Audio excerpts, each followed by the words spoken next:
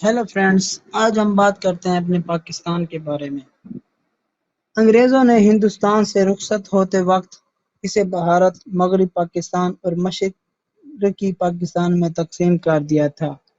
بڑی افراتفری کا عالم تھا، قتل و عام ہو رہا تھا۔ میں اپنے بوڑھے ماں باپ کے ہمراہ ایک سڑک سے گزر رہا تھا کہ کسی نے اچانک حملہ کر کے میرے ماں باپ کو شہید کر دیا۔ اس وقت میری عمر 10-11 سال تھی۔ میں گھبرا کر ایک جھاڑی کے نیچے چھپ گیا۔ اچانک کسی نے میرے کندھے پر ہاتھ رکھا۔ پہلے تو میں سمجھا کہ وہ وحشی واپس آ گئے ہیں، مگر وہ دو میاں بیوی تھے۔ انہوں نے انسانیت کا ثبوت دیا اور مجھے اپنے گھر لے گئے۔ مجھے اس وقت مسلم اور غیر مسلم کا فرق معلوم نہیں تھا۔ دونوں سکھ خاندان سے تھے۔ گھر لا کر سردار جی اور ان کی بیوی نے مجھے پیار سے کھانا کھلایا۔ وہ بے اولاد تھے اور مجھے اپنے بیٹے کی طرح پیار کرتے تھے۔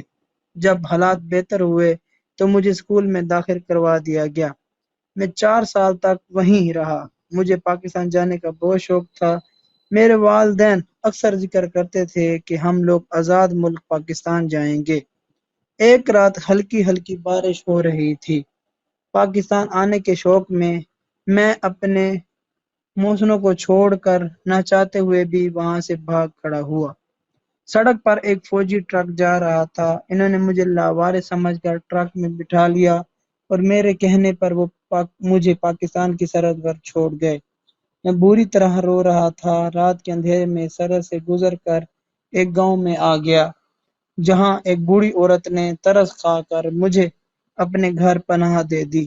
بوڑھی عورت کے پاس کچھ عرصہ گزارنے کے بعد میں لاہور شہر آ گیا اور ایک دکان پر ملازمت کر لی۔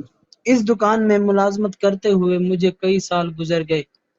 ایک دن 2 میاں بیوی اس دکان پر کچھ خریداری کے لیے آئے تو انہوں نے مجھ سے میرا نام پوچھا۔ مجھے اپنا نام خود معلوم نہیں تھا۔ میرے اصل والدین مجھے نوشا کہہ کر پکارتے تھے، شاید پورا نام نوشاد ہو۔ جب میں سکھ خاندان میں آیا تو وہ بالا جی کہنے لگے۔ میں سوچ میں پڑ گیا اور میں نے اپنا اصلی نام نوشاہ بتایا۔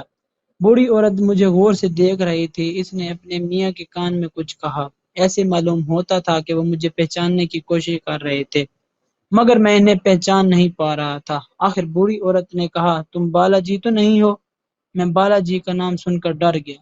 انہوں نے میرے چہرے کا رنگ فاق دیکھا تو کہا، بیٹا گھبراؤ نہیں، تم ہمارے بیٹوں کی طرح ہو۔ یہ کہہ کر بوڑھی خاتون نے میرے سر پر ہاتھ پھیرا۔ ان کے شوہر نے بھی گلے لگا لیا اور بہت دیر تک پیار کرتے رہے۔ انہوں نے بتایا کہ جب تم چھوٹے تھے اور اپنے والدین کے قریب بیٹھے رو رہے تھے تب ہم تمہیں اپنے گھر لے گئے تھے، مگر تم پاکستان آنے کے لیے بے قرار تھے۔ پھر تو میں بھی ان سے چمٹ گیا۔ دونوں میاں بیوی نے بتلایا، تمہارے جانے کے کچھ عرصے بعد ہم نے بھی پاکستان آنے کا فیصلہ کر لیا۔ ہم اپنا ذاتی مکان فروخت کر کے پاکستان آ گئے۔ اللہ کا شکر ہے کہ آج تم ہمیں مل گئے۔ یہاں آ کر ہم نے اسلام قبول کر لیا۔ میری خوشی کی کوئی انتہا نہ تھی۔ اب میں ان ہی کے گھر رہنے لگا، ان ہی کی مرضی شادی کی۔ میں نے ان سے درخواست کی تھی کہ وہ اس بات کا علم کسی کو نہ ہونے دیں کہ وہ میرے اصلی ماں باپ نہیں ہیں۔ انہوں نے مجھے ہمیشہ اپنی اولاد کی طرح رکھا اور مرتے دم تک اپنے بیٹے ہی کہتے رہے۔